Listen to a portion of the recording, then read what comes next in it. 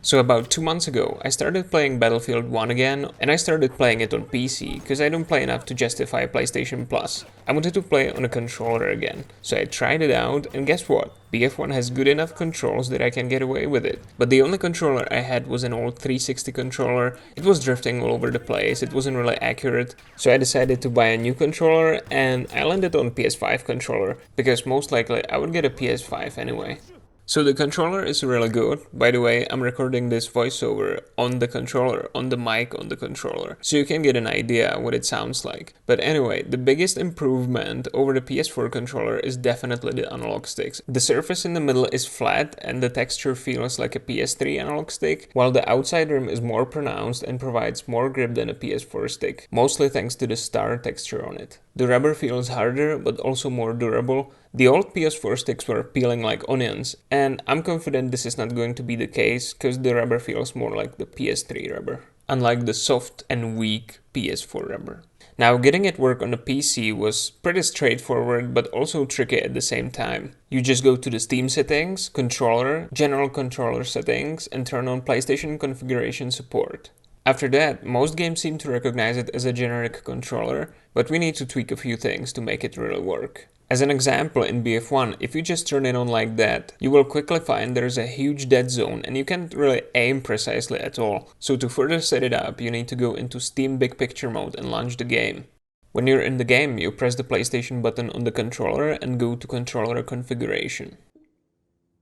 There you select the joystick move option, additional settings, and there you increase output anti-dead zone. I like 50, I think it works well.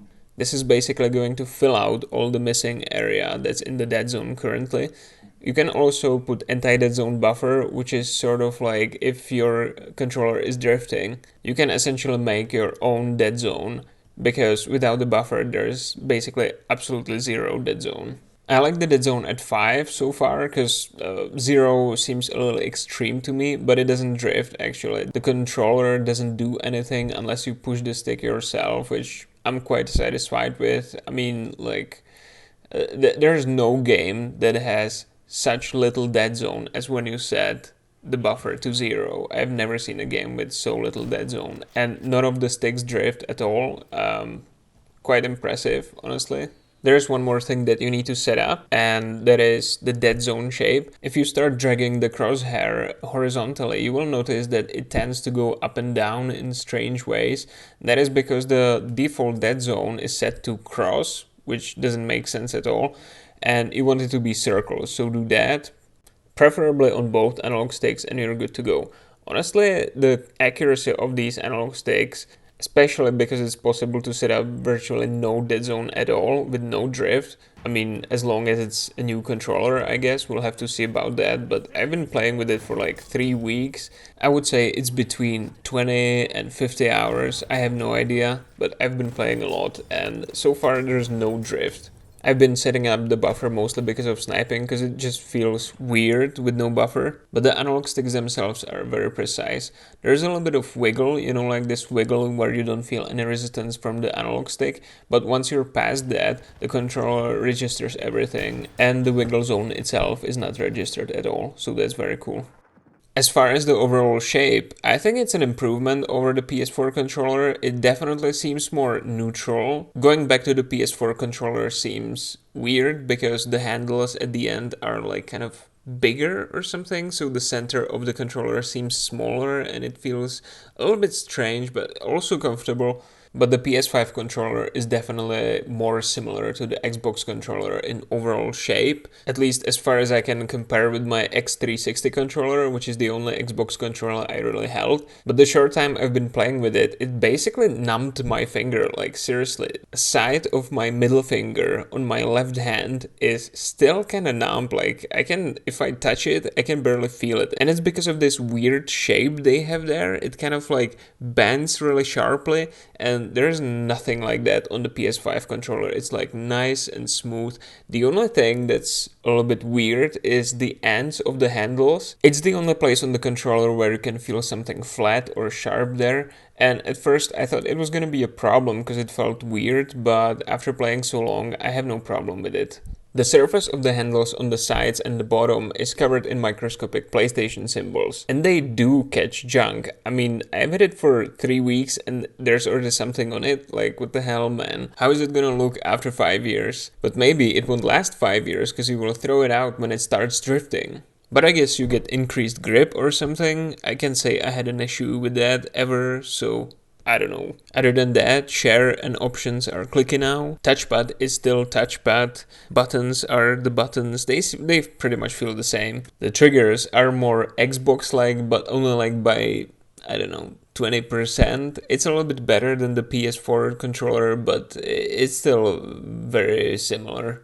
I know they're supposed to be responsive, but since this is on PC, we'll just push it all the way in and it acts like a regular trigger, so not really much has changed there. They feel a little bit less squishy, they feel more solid when you push them, but other than that, the way you push them in and the angle, how they go in, it's pretty much the same as the PS4 controller. So that covers the shape, and there's also one important thing to consider when you're considering it for PC, and that is that it won't show you the button prompts properly all the time. Some games will work, some games won't. And it seems to me that the games that will work will show you the Xbox button prompts rather than the PlayStation ones. For example, I just started playing Shadow of the Tomb Raider and I don't see the tutorials. I just don't see the button prompts. I have to guess everything. In Tomb Raider, it's probably not such a big problem because you're just gonna learn it or guess it. It's kind of easy. But I can't imagine playing God of War like this. I mean, you get button prompts all the time and it's live or die scenario, so that could be a real problem in some games. And it looks like it has to do with the fact that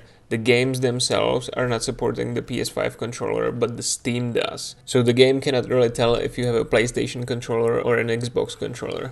I was also trying out old Metro game and there was a few glitches where the character would just go somewhere and then stop, so it wasn't the controller drifting, it was just the game acting weird with the controller. I guess it's because it's an old game, so also something to consider.